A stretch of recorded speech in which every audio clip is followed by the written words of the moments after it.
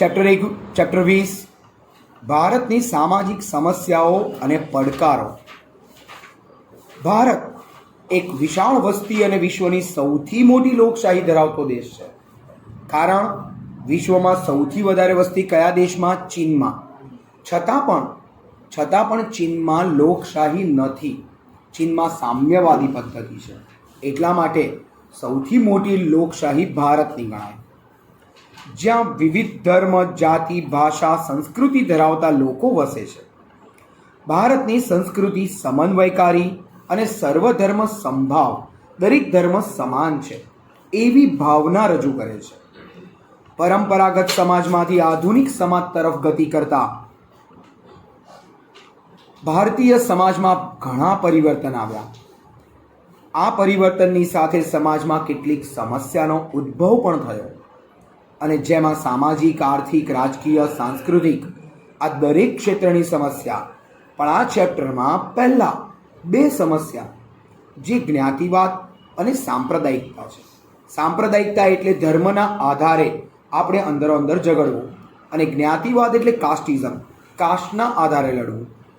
પછી છેલ્લે આવશે આતંકવાદ. આતંકવાદ એ છેલ્લી સમસ્યા છે. પણ શરૂઆતના બે પ્રોબ્લેમ એવા છે કે જેમાં આતંકવાદ વિશે કશું જ નથી. આપણા દેશનો આંતરિક ભાગ, એમાં થતા ઝઘડા, હિન્દુ મુસ્લિમ કે એવા કોઈ પણ ઝઘડા.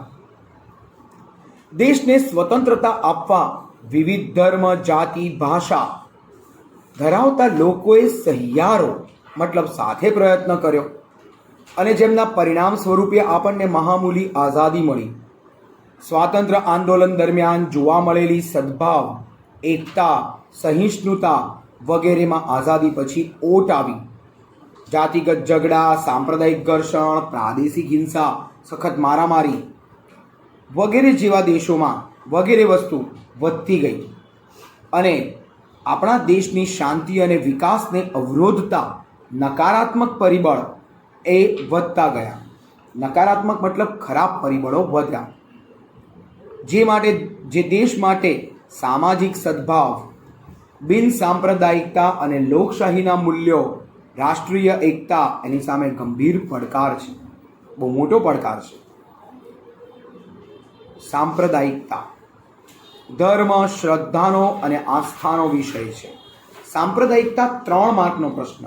સાંપ્રદાયિકતા એટલે શું સમજાવો, અને એની નીચે સાંપ્રદાયિકતા સામે સંઘર્ષ, તો સાંપ્રદાયિકતા દૂર કરવાના પગલાં કહેવાય એને. એ 3 માર્કનો પ્રશ્ન. ધર્મ એ શ્રદ્ધા કે આસ્થાનો વિષય છે. આપણને ભગવાન ઉપર ટ્રસ્ટ છે. મોટે ભાગે માનવ કોઈને કોઈ ધર્મ કે સંપ્રદાયમાં માનતો હોય અને માનવું જ જોઈએ, જેથી ખોટા રસ્તે ન જવાય.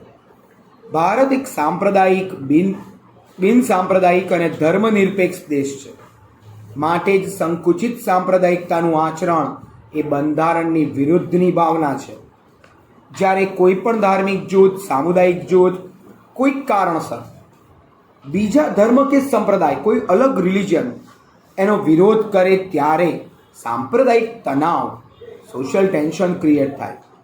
કોઈ પણ ધર્મ કે સંપ્રદાયના સભ્યો અન્ય ધર્મની તુલનામાં પોતાના ધર્મ કે સંપ્રદાયને બેસ્ટ ગણાવે, એનો પ્રયત્ન કરે અને પોતાના ધાર્મિક હિતને વધારે મહત્ત્વ આપે ત્યારે દરેક નાગરિક એને વ્યક્તિગત રીતે ન જોતા એ સાંપ્રદાયિક રીતે જુએ છે. આ વિચારધારા સમાજને વિભાજન તરફ લઈ જાય. કારણ વર્ષો પહેલાં આપણા દેશનું વિભાજન થઈ ચૂક્યું છે અને એ વિભાજન તરફ ફરી જઈશું તો પછી દેશના ઓલરેડી 2 ભાગ તો પડી જ ગયા હતા, હજુ વધારે ભાગ પડશે. આ કારણથી આ સાંપ્રદાયિક ધારા ખોટી ગણાય. તો અહીંયા સ્વાતંત્ર્ય પ્રાપ્તિના આટલા વર્ષો પછી પણ આપણે સાંપ્રદાયિકતા, ધર્મના ઝઘડા હજી બંધ નથી કરી શક્યા. આપણને આઝાદી અપાવવામાં એક વૈષ્ણવ વ્યક્તિ ગાંધીજી હતા, તો એક બ્રાહ્મણ પંડિત જવાહરલાલ નહેરુ હતા, તો એક પટેલ પણ હતા, એક મૌલાના અબુલ કલામ આઝાદ એ પણ હતા જે મુસ્લિમ હતા. તો દરેક ધર્મના લોકો એકબીજા જોડે જોડાઈને સાથ આપીને કામ કરતા હતા. તો દેશની જાતિઓની વાત કરીએ એક હતા Shri Alladi Krishnaswami Ayyar, that means south Indian. એક હતા સુરેન્દ્રનાથ બેનર્જી, જે પોતે હતા બંગાળી. ગાંધીજી પશ્ચિમ તરફ ગુજરાતી, અને પંડિત, કાશ્મીરી પંડિત એ કાશ્મીરના. તો આમ દેશના દરેક ખૂણેથી લોકો જોડાયા હતા. પણ આઝાદી મળીને પછી એ ઘટી ગયું. અત્યારે પણ આપણે એના પર કંટ્રોલ નથી લઈ શક્યા. હિન્દુ મુસ્લિમના ઝઘડા 2002 જ્યારે ગોધરાકાંડ થયો, ગુજરાત સળગ્યું. શું કામ? આમાં પોલિટિશિયનનો ફાયદો. પહેલાં એક સવાલનો જવાબ એમાં પૂછવો પડે કે સૌથી વધારે આમાં મર્યું કોણ? તો સાંપ્રદાયિકતા એક ખરાબ વસ્તુ છે. જ્યારે આપણને કોઈ પૂછે કે ગોધરાકાંડમાં હાઈએસ્ટ કોણ મર્યું, એનો જવાબ છે ભારતીય. કોઈ પણ હિન્દુ હતા, મુસલમાન હતા, કોઈ પણ હતા, બધા ભારતીય હતા. આજે તમને એમ પૂછવામાં આવે તો હું કોણ, તમે કોણ, તો તમે તરત કહેશો કે હું હિન્દુ, હું પટેલ, હું બ્રાહ્મણ, હું મુસલમાન, હું જૈન. પણ તમે ભારતની બહાર જઈને કહો કે હું પટેલ, ભારતની બહાર જઈને કહો કે હું હિન્દુ, તો તમારી કોઈ વેલ્યુ નથી. કોણ હિન્દુ, શું પટેલ? ત્યાં જઈને તમારે એક જ શબ્દ બોલવો પડે છે, હું ભારતીય. તો શા માટે તમે અહીંયા ભારતીય નથી બનતા? આ વસ્તુને સાંપ્રદાયિકતા દૂર કરવા આપણે વાપરવી જોઈએ. એટલા માટે જ કહે છે, બહુ સરસ વાક્ય લખ્યું છે કે દેશમાં સામાજિક તણાવ પેદા થાય, વ્યક્તિ પોતાના બંધુઓને પોતાના વિરોધી માને. એ જ થતું હતું. આપણા ભાઈઓને જ આપણે વિરોધી માનતા હતા, ગમે તેમ તો એ ભારતીય હતા. એક જ ધરતી માતાના સંતાનો હતા, જેથી સમાજમાં મતભેદ અને ઘૃણાનું વાતાવરણ સર્જાય. સાંપ્રદાયિક તણાવ, સાંપ્રદાયિક હિંસા કે ઝઘડા કરાવે, આ બધી જ બાબત આપણી લોકશાહી વિચારધારા માટે, આપણી રાષ્ટ્રીય એકતા અને દેશના વિકાસ માટે જોખમી છે. અને હટાવવા માટે તમારે પણ આગળ આવવું પડશે. તમે પણ યંગસ્ટર્સ છો, દેશમાં રાજકીય નેતાઓએ પણ આગળ આવવું પડશે. અને એના પગલાં, જે 3 માર્કનો એક IMP સવાલ. આપણે જાણીએ છીએ કે સાંપ્રદાયિકતા એ વ્યક્તિ, સમાજ, રાષ્ટ્ર એના વિકાસને અવરોધતું પરિબળ છે. અને સાંપ્રદાયિકતા દૂર કરવા કેટલાક પગલાં ભરવામાં આવ્યા છે. અને આ માટે સૌપ્રથમ નાગરિક અને સરકારે સાંપ્રદાયિક તત્વની સામે સખ્તાઈપૂર્વક સામનો કરવો, જરાય ઝૂકવું નહીં, એને દૂર કરવાનો પ્રયત્ન કરવો. સાંપ્રદાયિકતા દૂર કરવાનું અસરકારક કાર્ય શિક્ષણ જ કરી શકે. જો આપણા શિક્ષણમાં, અભ્યાસક્રમમાં બધા જ ધર્મની સારી બાબતનો સમાવેશ કરીએ, તેમજ શાળામાં યોજાતી સર્વધર્મ પ્રાર્થના, સામાજિક પર્વની ઉજવણી, આ પ્રવૃત્તિથી બાળકોમાં ધર્મ પ્રત્યે આદર કેળવાય. લોકો ધર્મ પ્રત્યે આદર કરે, સમજે ધર્મને. સાંપ્રદાયિક વિચાર, એના ઉપર આધારિત રાજકીય જો કોઈ પક્ષ, પોલિટિકલ પક્ષ હોય તો એને માન્યતા જ ના આપવી જોઈએ. ચૂંટણી માટે પણ તમે ધર્મનો પ્રચાર ના કરી શકો. એના માટેની આચારસંહિતા છે, એનો અમલ કરવો અને કરાવવો જ જોઈએ. રેડિયો, ટીવી, સિનેમા દ્વારા નાગરિક ઝડપથી શીખી શકે છે. અને એ માટે એ દ્રશ્ય શ્રાવ્ય માધ્યમ, તેમણે સર્વધર્મ સંભાવ, સહિષ્ણુતા એનો પ્રચાર કરવો, રાષ્ટ્રીય હિત અને રાષ્ટ્રવાદ એને પ્રોત્સાહન મળે તેવા કાર્યક્રમ પ્રસારિત કરવા. ધાર્મિક વડાઓ, રાજકીય નેતાઓ સાથે મળી દેશના વિકાસ માટે સાંપ્રદાયિકતા નાથવા પ્રયત્ન કરવો જોઈએ. સાંપ્રદાયિકતા દૂર થાય તે માટે યુવાનોએ આગળ આવવું. યુવાનોમાં સાંપ્રદાયિકતાના સ્થાને બિનસાંપ્રદાયિકતા અને વૈજ્ઞાનિક દ્રષ્ટિકોણ, તમે બધા સાયન્ટિફિક રીતે વિચારી શકો એમ છો, એટલું સરસ તમે ભણી રહ્યા છો, તો પછી તમે વિજ્ઞાનની દ્રષ્ટિએ વિચારો કે કોઈ પણ ધર્મનો કે કોઈ પણ જાતિનો વ્યક્તિ છે તો એનામાં લોહીનો રંગ કયો છે, કાળો, ધોળો, પીળો? તો આપણે જવાબ એક જ આપી શકીએ કે લાલ. તો શા માટે ફરક? બધા સરખા છીએ, ધરતી માતાના સંતાન છીએ. આ સાથે આના માટેના સામાજિક અને શૈક્ષણિક પ્રયત્ન થવા જ જોઈએ. આ માટે સરકાર જ નહીં પરંતુ સમાજે પણ વિશિષ્ટ પ્રયત્ન કરવા.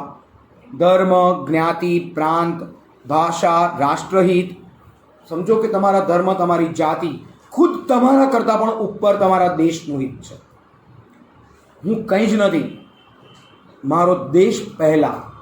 જે બોર્ડર પર ઊભા છે આર્મી મેન, એ તમારા માટે ઊભા છે, પોતાની જાત માટે કે પોતાના પરિવાર માટે નથી ઊભા, કારણ કે ગોળી ક્યારે નામ એડ્રેસ લઈને નથી આવતી. એ લોકો મરે છે અને શરમ આપવી જોઈએ આપણને કે આપણે અંદર અંદર ઝઘડીએ છીએ અને આર્મીને ત્યાંથી ઉઠાઈને અહીંયા લાવવી પડે છે. This is too much same for us. જ્યારે દેશનું ગૌરવ, રાષ્ટ્રનું હિત, એવી સમજ લોકોને એક તાંતણે બાંધે, તે રાષ્ટ્રવાદ અને રાષ્ટ્રીય એકતાને પોષે. તો આ હતું આપણું સાંપ્રદાયિકતા અને એને દૂર કરવાના પગલાં. બીજું છે જ્ઞાતિવાદ, કાસ્ટિઝમ. 3 માર્ક. વર્ષો પહેલાં ભગવાન શ્રી રામના સમયમાં બધી જ્ઞાતિઓ સરખી હતી, પણ ભગવાન શ્રી કૃષ્ણના સમયમાં ઊંચ નીચ શરૂ થઈ ચૂકી હતી. તે સમયે અસ્પૃશ્યતા, અનટચેબિલિટી એ શરૂ થઈ ચૂકી હતી. એ સમયથી જ છૂત અછૂતના ભેદભાવ ચાલતા હતા. જ્યારે ગાંધીજીએ આ અસ્પૃશ્યતા દૂર કરવા માટે બહુ જ પ્રયત્ન કર્યો. ખુદ ડૉક્ટર ભીમરાવ બાબા સાહેબ આંબેડકર, જે આપણા બંધારણના ઘડવૈયા, એ બંધારણના ઘડવૈયા પણ પોતે પણ આવી એક અછૂત જ્ઞાતિના હતા અને માટે એમને થતા અપમાનોની સામે ગાંધીજીનો સાથ લઈ એમણે ઘણા પગલાં ભર્યા, જેથી આજના સમયમાં આ પ્રથા દૂર થઈ ગઈ છે. ભારતની સામાજિક વ્યવસ્થામાં સામાજિક સ્તર રચનાના સ્વરૂપ તરીકે જ્ઞાતિનું અસ્તિત્વ સદીઓથી રહ્યું. આમ ભારતની સામાજિક સંરચના, ટીક કરવા વાક્ય. ઓબ્જેક્ટિવમાં પૂછાય કે ભારતની સામાજિક સંરચના શેના પર આધારિત છે? તો જ્ઞાતિ પર આધારિત છે. જ્ઞાતિ વ્યવસ્થાની પ્રારંભિક પરિકલ્પના આજે છે તેના કરતાં પ્રાચીન સમયમાં કંઈક જુદી હતી. 4 વ્યવસાય આધારિત વર્ણ હતા: બ્રાહ્મણ, ક્ષત્રિય, વૈશ્ય, શૂદ્ર. અને જ્ઞાતિ આધારિત નિવાસ, એની વ્યવસ્થા અને એવા વ્યવસાય પણ એ સમયે હતા. આ વ્યવસાયને આધારે આવકના સ્ત્રોત રહેતા સમાજમાં આવક જૂથના આધારે કેટલીક જ્ઞાતિ ઓછી આવક મેળવતી હોવાથી સમાજના અન્ય જ્ઞાતિ સમૂહથી આર્થિક સ્થિતિમાં નબળી રહી ગઈ. અને જ્ઞાતિઓમાં જ્ઞાતિ આધારિત નિવાસ વ્યવસ્થા અને વ્યવસાય પણ હતા. હલકા વ્યવસાયવાળા લોકોનો પગાર, કમાણી ઓછી હોય, ગામના બહારના ભાગમાં રહે, અને એ વ્યવસાયને આધારે આવકના સ્ત્રોત રહેતા સમાજમાં આવક જૂથને આધારે કેટલીક જ્ઞાતિઓ ઓછી આવક મેળવતી હોવાથી સમાજના અન્ય જ્ઞાતિ સમૂહથી આર્થિક સ્થિતિ નબળી રહી. એ લોકો કંગાળ રહ્યા. અંગ્રેજોના સમય પહેલાં કેટલીક જાતિ અન્ય સમુદાયથી દૂર સહેલાઈથી પહોંચી શકાય તેવા દુર્ગમ જંગલ કે પહાડી વિસ્તારમાં અલગ વસવાટ કરતી. આ જાતિનું સામાજિક જીવન, સાંસ્કૃતિક જીવન અન્ય પ્રજા સમૂહ કરતાં અલગ હતું. તેઓની પોતાની આગવી સંસ્કૃતિ, આગવી બોલી હતી. જેમ કે આદિવાસીઓ, એ લોકો આદિવાસી એટલે પેલા જિંગાલાલા હુ કરતા હોય એ. આ લોકો, એનો એક અલગ વસવાટ હતો. અને એ જાતિના લોકો પેઢી દર પેઢી જુદા રહેતા, એકાકી જીવન જીવતા, એટલે કોઈ વિકાસ કરી શક્યા નહીં. તેને પરિણામે તેમની આર્થિક સ્થિતિ, સામાજિક સ્થિતિ નબળી બની ગઈ. એ લોકો વીક પડ્યા. તો હવે લઘુમતી, નબળા વર્ગ અને પછાત વર્ગ, એના રક્ષણ માટે બંધારણીય જો. Hello friends, I am Bhumir sir. Please મારી ચેનલ ભૂમિર સર એને સબસ્ક્રાઈબ કરો અને standard 9th, 10th, 11th, 12th English medium, Gujarati medium બંનેના ગુજરાતી, સંસ્કૃત અને એસએસ ત્રણેય સબ્જેક્ટના વિડીયોઝ તમે જોઈ શકશો. ઓકે, આ ચેનલ પબ્લિકલી છે, જેમાં કોઈ બીજા કન્ટેન્ટ્સ નથી, ઓનલી એજ્યુકેશન રિલેટેડ છે. સો પ્લીઝ દરેક જણ આ ચેનલને સબસ્ક્રાઈબ કરતા રહો અને નવા નવા વિડીયોઝ તમે જોઈ શકશો. તમારા બાળકોને અથવા તો ફ્રેન્ડ સર્કલમાં કોઈ પણ હોય એને પણ તમે આ વિડીયોઝ બતાવી શકશો. Okay, so thank you for this cooperation. Okay, bye. Chapter 21 continue. Chapter 20માં આપણે છેલ્લે સ્ટાર્ટિંગમાં જોયું હતું કે અમુક પ્રકારની જોગવાઈઓ કરવામાં આવી. આવી ખાસ જોગવાઈમાં રાજનીતિના માર્ગદર્શક સિદ્ધાંતો, જેની કલમ 46 ટીક કરો, કલમ 46. તો આ રીતે ભારતમાં કલમ 46 અનુસાર રાજ્યના પછાત વિભાગોને, ખાસ કરીને અનુસૂચિત જાતિ જનજાતિઓના કેળવણી વિષયક, કેળવણી મતલબ એજ્યુકેશન લેવલ, આર્થિક લાભ જળવાય તે માટે ખાસ કાળજી લેશે. સામાજિક અન્યાય અને કોઈ પણ પ્રકારના શોષણ સામે તેમનું રક્ષણ કરશે. આર્ટિકલ 16/4 પ્રમાણે રાજ્ય હસ્તકની નોકરીમાં અમુક વર્ગનું પ્રતિનિધિત્વ બરાબર જળવાયું નથી. જો એવું લાગે તો રાજ્ય એમના માટે અનામતની જોગવાઈ પણ કરશે. મતલબ પછાત વર્ગ માટે અનામતની જોગવાઈ કરાય. આર્ટિકલ 330, 332, 334 ટીક કરો. જે મુજબ અનુસૂચિત જાતિ જનજાતિના લોકો માટે વિધાનસભા અને લોકસભામાં બેઠકો અનામત રાખી, પણ રાજ્યસભામાં આ બેઠક અનામત નથી.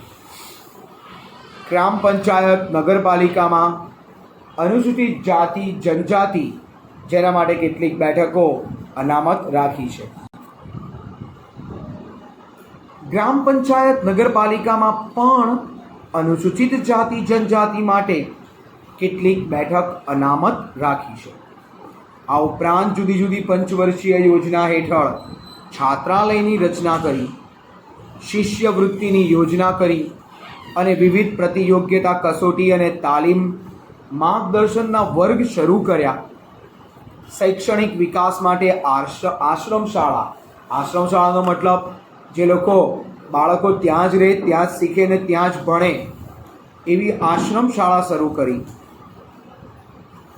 અને તે માટે તેમણે કેટલીક જોગવાઈ પણ કરી. આશ્રમ શાળાઓની રચના કરી. સરકારી નોકરીમાં આ પછાત જાતિના લોકોની ઉંમર, એમની ફી, લાયકાતના લઘુ ધોરણમાં કેટલીક છૂટછાટ આપવામાં આવી. ડૉક્ટર બાબા સાહેબ આંબેડકર નામની આ સંસ્થા, જેના દ્વારા ડૉક્ટર આંબેડકર રાષ્ટ્રીય પુરસ્કાર એવા વ્યક્તિ કે સંસ્થાને અપાય જેના નબળા વર્ગોને સામાજિક સમજ અને ઉદ્ધાર, તેના પરિવર્તન, તેની ક્ષમતા, ન્યાય અને માનવ ગરિમા માટે કામ કરતા હોય. એ લોકોના માટે ન્યાય, માનવ ગરિમા એના માટે કાર્ય કરતા હોય. અનુસૂચિત જાતિ જનજાતિના કલ્યાણ અને વિકાસ માટે રાજ્યમાં અલગ વિભાગ, કેન્દ્રમાં વિશિષ્ટ અધિકારીની નિમણૂક કરી અને રાષ્ટ્રીય કક્ષાએ આ જાતિના લોકો માટેનું આયોગ બનાવવામાં આવ્યું. તેમજ રાજ્ય અને કેન્દ્ર સરકાર દ્વારા આ જાતિના સામાજિક, શૈક્ષણિક, આર્થિક વિકાસ માટે વિવિધ યોજના શરૂ કરી. ફક્ત અનુસૂચિત જાતિ માટે, જનજાતિનું અલગ છે. ફક્ત અનુસૂચિત જાતિમાં નક્કી કર્યું કે બંધારણની કલમ 17 ટીક કરો, જેના દ્વારા તો બંધારણની કલમ 17 અસ્પૃશ્યતાને નાબૂદ કરવામાં આવી, જે સંદર્ભે કોઈ પણ સ્વરૂપે કરાતું આચરણ અમાન્ય છે. મતલબ અછૂત, હરિજન એવા શબ્દ એને ટચ ન કરવું એ ખોટું છે. અસ્પૃશ્યતા આ પહેલાંના જમાનામાં બહુ હતી. ત્યાં કદાચ કોઈક અસ્પૃશ્ય વ્યક્તિ અડે તો તરત સ્નાન કરવું પડે. આવા ખોટા રિવાજો, પાખંડો હતા. એને દૂર કરવા ગાંધીજી, આંબેડકર, આ લોકોએ જે ચળવળ કરી, આ લોકોએ જે ચળવળ ચલાવી, એને કહેવામાં આવે છે અસ્પૃશ્યતા નિવારણ કાર્યક્રમ. એમાંથી ફલિત થતી, ઉત્પન્ન થતી કોઈ પણ ગેરલાયકાત, એનો અમલ કાયદાની રૂએ શિક્ષાપાત્ર ગુનો ગણાય. આર્ટિકલ 25 પ્રમાણે રાજ્યના સામાજિક કલ્યાણ, સામાજિક સુધારણા કે જાહેર ગણી શકાય તેવી હિન્દુ ધાર્મિક સંસ્થા એને હિન્દુઓના તમામ વર્ગો અને વિભાગો માટે સાર્વત્રિક પ્રવેશ માટે સમાન કાયદો કરવાનો અથવા તે અંગે કાયદો હોય તો તે ચાલુ રાખવાનો અધિકાર છે. આમાં હિન્દુઓના ઉલ્લેખમાં શીખ, જૈન અથવા બૌદ્ધ ધર્મ પાળનારા લોકો, હિન્દુ ધર્મની સંસ્થાઓમાં જૈન, બૌદ્ધ અને શીખ ધર્મની સંસ્થાઓ પણ ઉલ્લેખમાં આવી ગઈ. ફક્ત અનુસૂચિત જનજાતિ માટે જોગવાઈ. જનજાતિ એટલે આદિવાસી. આર્ટિકલ 19/5 ટીક કરવા, જેના દ્વારા રાજ્ય એના રાજ્યપાલ અનુસૂચિત જનજાતિ એના હિતમાં સર્વ નાગરિકોના કોઈ પણ પ્રદેશમાં આવવા જવા, કોઈ પણ વેપાર ધંધો કરવા, શસ્ત્ર ડ્રગ્સ એના સિવાયનો, શસ્ત્ર અને ડ્રગ્સનો ના કરાયો, એના સિવાયનો કોઈ પણ વેપાર કરવા, એના માટે સામાન્ય હક ઉપર નિયંત્રણ મૂકવાની સત્તા આપે છે. તેના દ્વારા અનુસૂચિત જનજાતિના વિસ્તારમાં જમીનની ફેરબદલી, નાણાં ધીરધાર અને અન્ય પ્રકારે અનુસૂચિત જનજાતિને થતા શોષણ એને અટકાવવા, તેનાથી થતું રક્ષણ કરવા એનો અધિકાર આપ્યો છે. નિષ્કર્ષ, તારણ. આનો નિષ્કર્ષ એ આવ્યો કે અનુસૂચિત જાતિ અને જનજાતિ, પછાત વર્ગ એના વિકાસ માટે સરકાર દ્વારા વિવિધ પ્રકારની યોજના અને કાર્યક્રમો કરવામાં આવી રહ્યા છે, જેના કારણે લોકોની સ્થિતિમાં સુધારો થઈ રહ્યો છે. જેમાંના ઘણા લોકોને સામાજિક, આર્થિક, રાજકીય ક્ષેત્રે આગળ વધવાની તક પણ પ્રાપ્ત થઈ છે. પાઠનો અડધો હિસ્સો અહીંયા પૂરો થાય છે. હવે અગત્યનો અને ઇન્ટરેસ્ટિંગ હિસ્સો આવ્યો, આતંકવાદ. આતંકવાદ એક વૈશ્વિક સમસ્યા. સ્ટાર્ટ. આ 21મી સદીમાં આતંકવાદ માનવ સમાજ માટે એક સમસ્યા બનેલ છે. વિશ્વના કેટલાક દેશો દ્વારા કરવામાં આવતો આતંકવાદ આજે વૈશ્વિક સમસ્યા બની ગયો છે. આતંકવાદ માનવ અધિકારનો નાશ કરે છે, તેમજ ભય, અરાજકતા, ટેન્શન ફેલાઈ દે છે. અરાજકતા એટલે ટેન્શન, ડર ફેલાવે, વિનાશ કરે, હિંસા, મારામારી, બોમ્બ વિસ્ફોટ કરે, અશાંતિ પેદા કરે. આમ તો આતંકવાદનો કોઈ ધર્મ કે સંપ્રદાય સાથે સંબંધ નથી. આમ છતાં આતંકવાદીઓ આતંકવાદને ધર્મ સાથે જોડી દેવાનું કાયરતાપૂર્ણ, ધૃણાસ્પદ કાર્ય કરતા હોય છે. ધૃણા મતલબ તિરસ્કાર. આતંકવાદ કોઈ પણ રાષ્ટ્રના વિકાસ માટે અવરોધરૂપ પરિબળ છે. એ આપણો વિકાસ અટકાવે છે. આતંકવાદ હિંસા સંબંધિત એક વિચાર છે, જે પ્રકૃતિના સિદ્ધાંત ટીક કરજો, જીવો અને જીવવા દો, લીવ એન્ડ લેટ લીવ, એનું ખુલ્લેઆમ ઉલ્લંઘન કરે. કોઈ પણ કાર્ય કરવા પાછળનો ઉદ્દેશ ગમે તેટલો શ્રેષ્ઠ કે પવિત્ર કેમ ન હોય, પણ આતંકવાદ કોઈ પણ સ્વરૂપે, કોઈ પણ સ્થાને યોગ્ય નથી જ. આતંકવાદ એ કેટલાક ગણ્યા ગાંઠ્યા લોકો એના દ્વારા સંગઠિત, આયોજિત, જાણી જોઈને કરવામાં આવતું અનૈતિક અને હિંસાત્મક કૃત્ય છે. અનૈતિક, હિંસાત્મક કૃત્ય.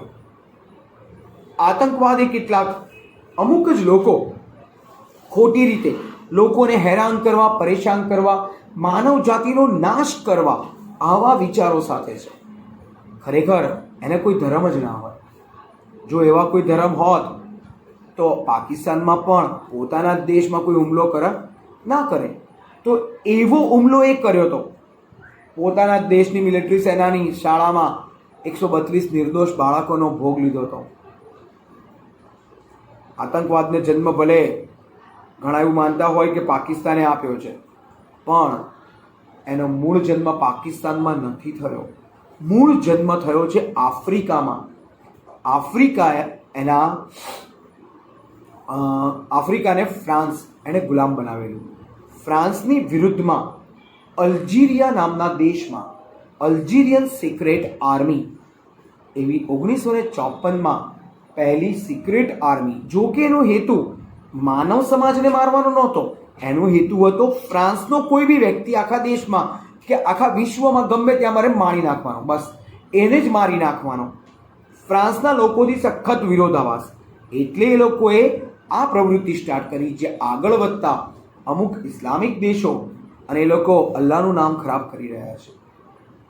ઘણા અલ્લાહનું નામ આપીને બોલે છે, પણ ખરેખર ક્યારેય કોઈ પૈગંબરે એવું તો કીધું જ નથી કે તમે કોઈને મારી નાખો. એ પણ ભાઈચારાની ભાવના છે. બિસ્મિલ્લાહ એનો મતલબ છે ભાઈચારો, એકબીજા જોડે મળવું હળવું. એનો વિરોધ કરે છે. પોતે પોતાના ધર્મના નથી થઈ શક્યા તો પછી આપણા તો ક્યાંથી થવાના? આ આતંકવાદીઓ માટે એક જ જગ્યા છે, બરાબર, જમીનની નીચે કે લાકડાની ઉપર બેહાડ દો. મતલબ કે એ લોકોને ડેથ પનિશમેન્ટ સિવાય કંઈ ના આપી શકાય. આ આતંકવાદ કયા કયા કામ કરે?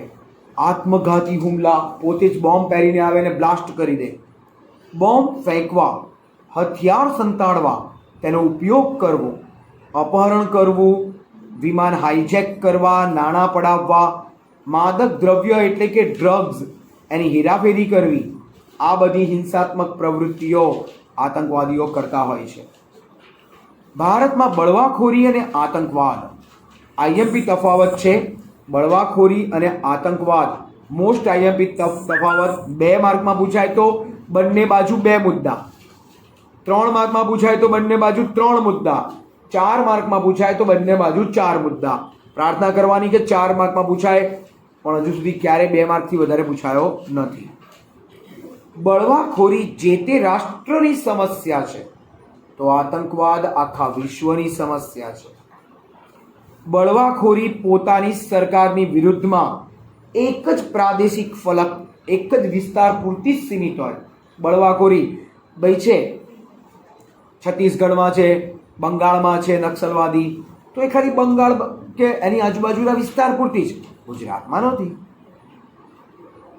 અને આતંકવાદ પોતાના કે અન્ય દેશની વિરુદ્ધમાં હોય, આંતરરાષ્ટ્રીય આખા વિશ્વના ફલક ઉપર ફેલાયેલો છે.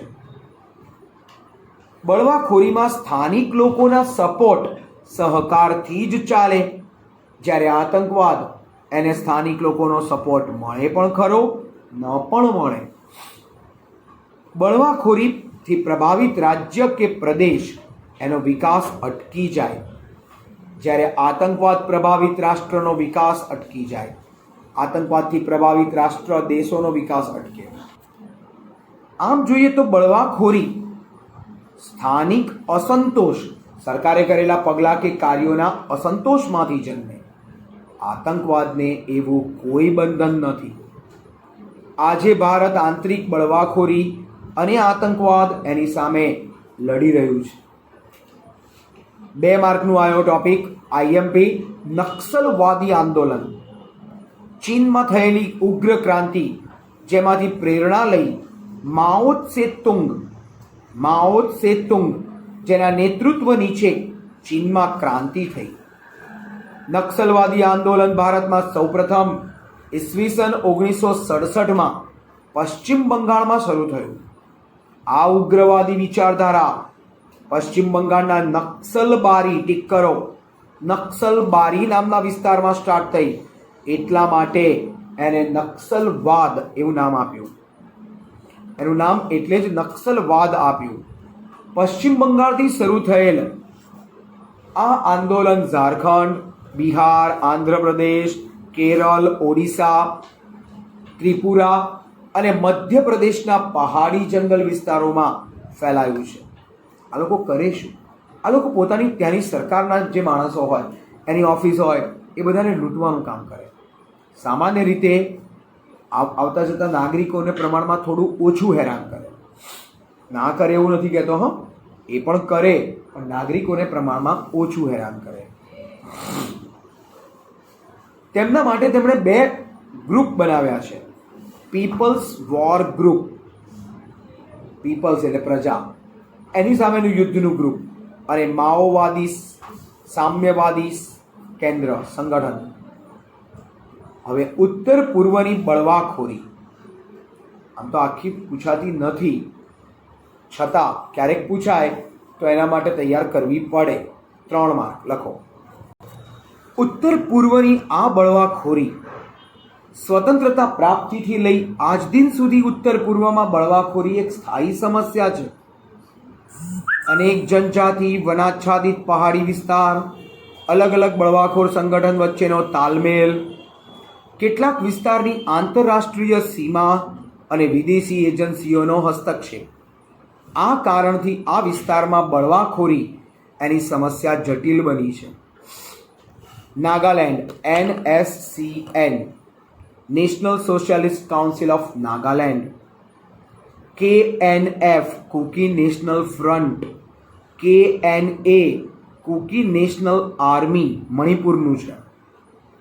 ત્રિપુરાના 3 સંગઠન NLFT national liberation front of Tripura, ATTF all Tripura tigers force, TUJS Tripura ઉપનિસી જુપા સમિતિ.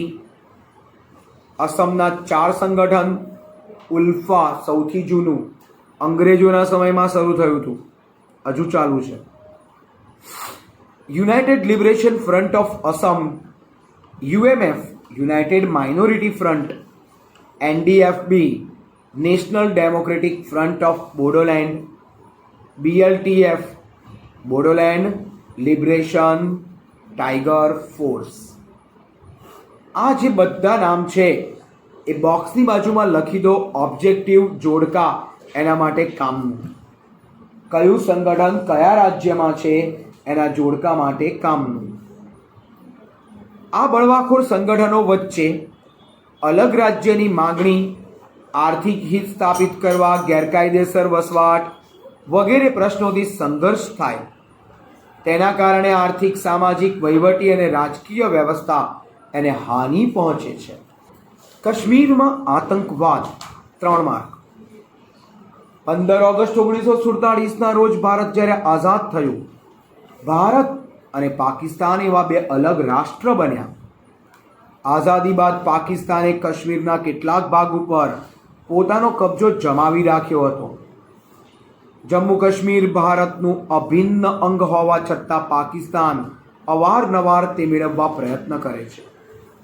આ માટે તેણે યુદ્ધ પણ કર્યા. દરેક યુદ્ધમાં આપણા સૈનિકોએ પાકિસ્તાનને નાલેશીજનક પરાજય આપ્યો. ઈસવીસન 1988માં પણ કાશ્મીરમાં આતંકવાદ. Hello friends, I am Bhumir sir. Please મારી ચેનલ ભૂમિર સર એને સબસ્ક્રાઈબ કરો અને standard 9, 10th, 11th, 12th English medium, Gujarati medium બંનેના ગુજરાતી, સંસ્કૃત અને SS 3 સબ્જેક્ટના વિડીયોઝ તમે જોઈ શકશો. ઓકે, આ ચેનલ પબ્લિકલી છે, જેમાં કોઈ બીજા કન્ટેન્ટ્સ નથી, ઓનલી એજ્યુકેશન રિલેટેડ છે. સો પ્લીઝ દરેક જણ આ ચેનલને સબસ્ક્રાઈબ કરતા રહો અને નવા નવા વિડીયોઝ તમે જોઈ શકશો. તમારા બાળકોને અથવા તો ફ્રેન્ડ સર્કલમાં કોઈ પણ હોય એને પણ તમે આ વિડીયોઝ બતાવી શકશો. Okay, so thank you for this cooperation. Okay, bye. આતંકવાદીઓ આવી પ્રવૃત્તિ કરી સમાજના લોકોનો વિશ્વાસ તોડી નાખે, ભાઈચારાની ભાવના ઘટી જાય ને ઘણીવાર તો હિન્દુ મુસ્લિમ જેવા સાંપ્રદાયિક ઝઘડા ઊભા થાય. તેના પરિણામે સમાજ વ્યવસ્થા તૂટી જાય. પણ આ આતંકવાદી કોઈ હિન્દુ કે મુસ્લિમ નથી, ખરેખર તો એ માણસ જ નથી. આ કાર્ય તો માત્ર રાક્ષસ કરી શકે. એ લોકો તો હકીકતમાં રાક્ષસ જેવા છે. માટે રાક્ષસને કોઈ જેમ ધર્મ ના હોય એમ આ લોકોને પણ કોઈ ધર્મ હોતો નથી, પણ તોય આપણને ઝઘડાવવાનું કામ કરી જાય છે. સમાજમાં અવ્યવસ્થા, અશાંતિ ઉત્પન્ન થાય અને આતંકવાદ પ્રભાવિત ક્ષેત્રમાં લોકો સામાજિક ઉત્સવ ઉત્સાહથી ઉજવી શકતા નથી, જેને પરિણામે લોકોને જોડતા આંતરવ્યવહાર એ તૂટી જાય. તો આ બધી જ અસર સમાજ ઉપર પડે. આતંકવાદની આર્થિક અસરો. Most IMP 3 mark. આ પણ ખાસ અગત્યનો વેરી ઇમ્પોર્ટન્ટ પ્રશ્ન છે. આતંકવાદના પરિણામ સ્વરૂપે વેપાર ઉદ્યોગ એના વિકાસ માટે પ્રોત્સાહક વાતાવરણ નિર્માણ ના પામે. ક્યાં આતંકવાદ ચાલતો હોય ત્યાં કોઈ મોટી ફેક્ટરી સ્થાપવા તૈયાર થાય? ના થાય. કદાચ થોડી નાખી તો આપણે તો રડવાનું ને. જે તે પ્રદેશનો ઉદ્યોગોનો વિકાસ અટકી જાય. વેપાર ઉદ્યોગને માઠી અસર થાય. આસપાસના લોકોના વેપાર ઉદ્યોગ એ બંધ થતાં સ્થળાંતર કરવું પડે. કેટલાક આતંકવાદી સંગઠનો મૂડીપતિ, ઉદ્યોગપતિ, કર્મચારી, વેપારીઓ આ બધાને ડર બતાવી નાણાં પડાવે. આતંકવાદીઓ માદક દ્રવ્યની હેરાફેરી, કાળા નાણાં આવા અસામાજિક કાર્ય કરે જેનાથી દેશમાં આર્થિક સામાજિક સમસ્યા ઉત્પન્ન થાય. આતંકવાદીઓ રેલવે, રેડિયો સ્ટેશન, રસ્તા, પુલ, સરકારી મિલકત વગેરેને નુકસાન કરે. જે બધી વસ્તુને રીડેવલપ કરવા, પુનઃ સ્થાપન કરવા, એના માટે કરોડો રૂપિયા ખર્ચવા પડે. સરકારને સલામતી અને સુરક્ષા માટે કરોડો ખર્ચવા પડે તો સમાજ ઉપયોગી કાર્ય ઘટે, ઓછા પ્રમાણમાં થાય. આમ આતંકવાદને પરિણામે રાજ્યના અને રાષ્ટ્રના પરિવહન ઉદ્યોગ, પર્યટન ઉદ્યોગ અને આર્થિક નુકસાન થાય. આમ આતંકવાદ સામાજિક આર્થિક રીતે નુકસાનકારક છે. તેથી આ સમસ્યાનું નિરાકરણ કમ્પલસરી લાવવું જ પડે. જો ના લાવીએ તો આ સમસ્યા આપણને નડે. તો આ હતો આપણો નાનકડો 20મો પાઠ. અહીંયા પૂરો થાય. કાશ્મીરના આતંકવાદમાં અપહરણ, હત્યા, બોમ્બ વિસ્ફોટ જેવી પ્રવૃત્તિ દ્વારા આતંકવાદીઓ ભય ફેલાવી પોતાનો સ્વાર્થ સાધવા માંગે છે. તેના પરિણામે કાશ્મીરમાં અનેક પંડિત કુટુંબોને ના છૂટકે પોતાના વતનનું સ્થળાંતર કરવું જ પડ્યું છે. આવા હજારો કુટુંબ શરણાર્થી તરીકે કાશ્મીરની બહાર જીવી રહ્યા છે. કાશ્મીરના આતંકવાદને સીમા પારથી સતત સહાય મળે છે, એટલે કે પાકિસ્તાન તરફથી. આતંકવાદીઓનો આશય ભારતમાં ભય અને અસ્થિરતા ઊભી કરવાનો છે. આતંકવાદી પ્રવૃત્તિ બંધ કરવા ભારત મક્કમતાપૂર્વક મજબૂત રીતે પ્રયત્ન કરી રહ્યું છે. ભારત માત્ર ભારતમાં થતા જ આતંકવાદનો વિરોધ કરે છે એવું પણ નથી. કોઈ પણ સ્થાને, કોઈ પણ રીતે, કોઈ પણ સમય થતા આતંકવાદનો તે વિરોધ કરે જ છે. આ આતંકવાદનો સફાયો થાય તેના હેતુથી ભારતના અનેક સૈનિકોએ શહીદી વહોરી લીધી છે. બધા શહીદ થયા છે એની સામે લડી. જેમ તમે હમણાં જ આવેલા એક મૂવી શેરશાહ, જેમાં વિક્રમ બત્રા, એ વિક્રમ બત્રા જે બતાવ્યો છે એ વ્યક્તિ શહીદ થયો કહેવાય, એને મરી ગયો એવું ના કહેવાય. તમારા ને મારા માટે લડ્યો તે માણસ, એટલા માટે એને શહીદી વહોરી છે આપણા સૈનિકોએ. ચલો, મોસ્ટ આઈએમપી સવાલ. આતંકવાદની સામાજિક અસરો 2 mark VVMIMP. Very very most IMP. આતંકવાદ સમાજ ઉપર કેટલી ખરાબ અસર કરે છે. આતંકવાદ સમાજને વિઘટન તરફ લઈ જાય. આતંકવાદીઓ ભય, લૂંટફાટ, હિંસા જેવી પ્રવૃત્તિ કરી લોકોમાં સંદેહ, ભય પેદા કરે. નાના બાળકોથી લઈને વૃદ્ધો સુધી તેની અસર થાય. આતંકવાદ પીડિત પ્રદેશમાં વિદ્યાર્થીઓના શિક્ષણ એને પ્રતિકૂળ અસર પહોંચે. ત્યાંના લોકો એનું જીવન છિન્ન ભિન્ન કરી નાખે. લોકો પરનો વિશ્વાસ ઘટી જાય. ચોરી, લૂંટફાટ